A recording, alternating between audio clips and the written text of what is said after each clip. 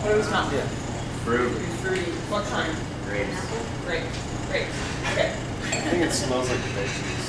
What kind of veggies? I don't know, like cooked veggies or something. It does. Like seriously. Asparagus is the classic giveaway of the New Zealand Sauvignon Blanc. When you spell asparagus and fresh cut grass, you know you're drinking a New Zealand Sauvignon Blanc.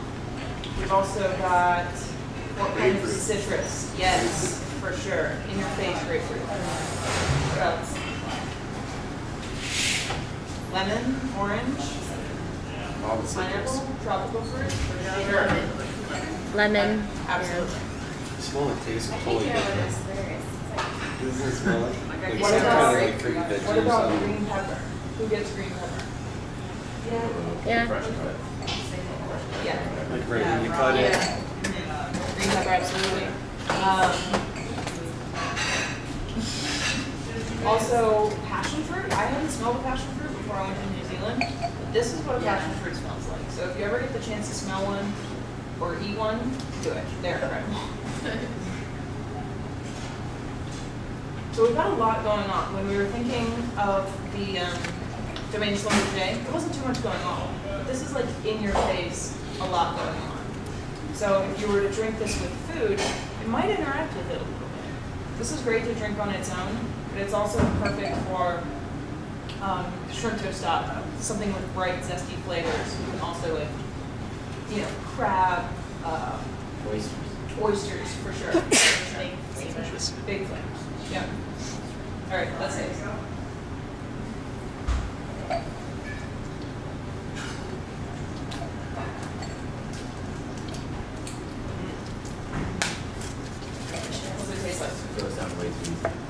Yeah, good stuff.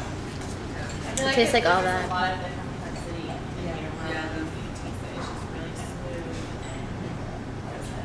A lot of acid. Super A lot of that big. grapefruit Yep. acid.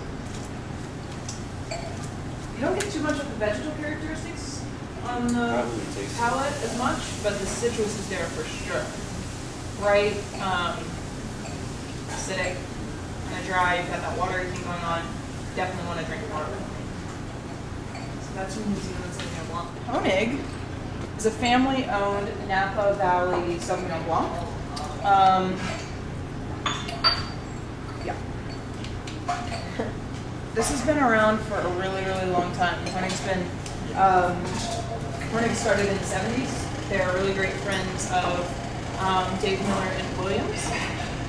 They're a really sustainable winery. One thing that Koenig has been dealing with, they installed a whole bunch of solar panels at the winery. And there's also another agricultural trend going on in the northern part of California, which is what? Aerodynamics, yes. What's the big cash crop in Northern California? Marijuana, yes.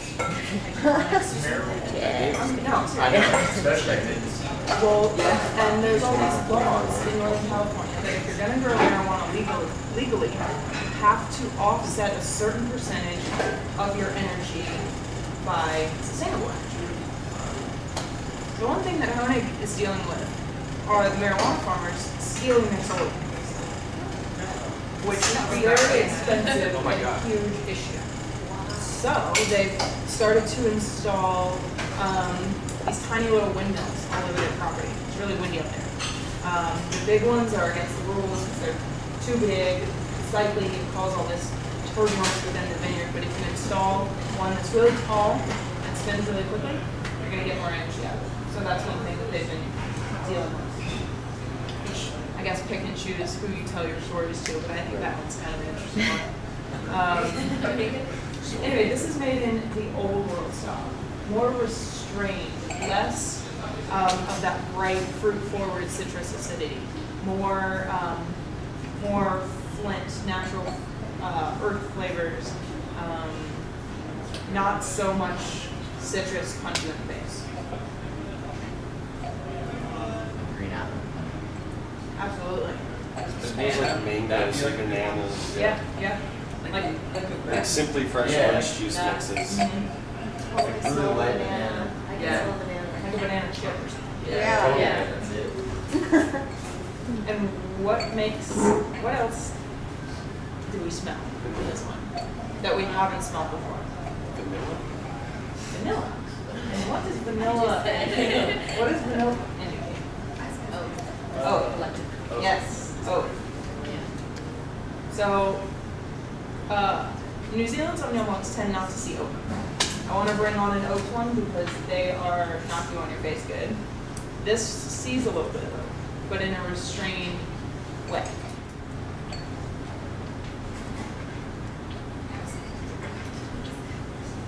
What do we taste?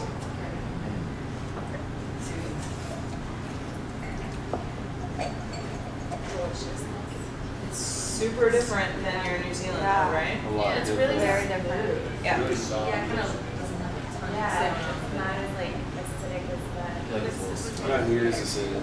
Yeah, not near as acidic, right? So the oak brings a creaminess to it.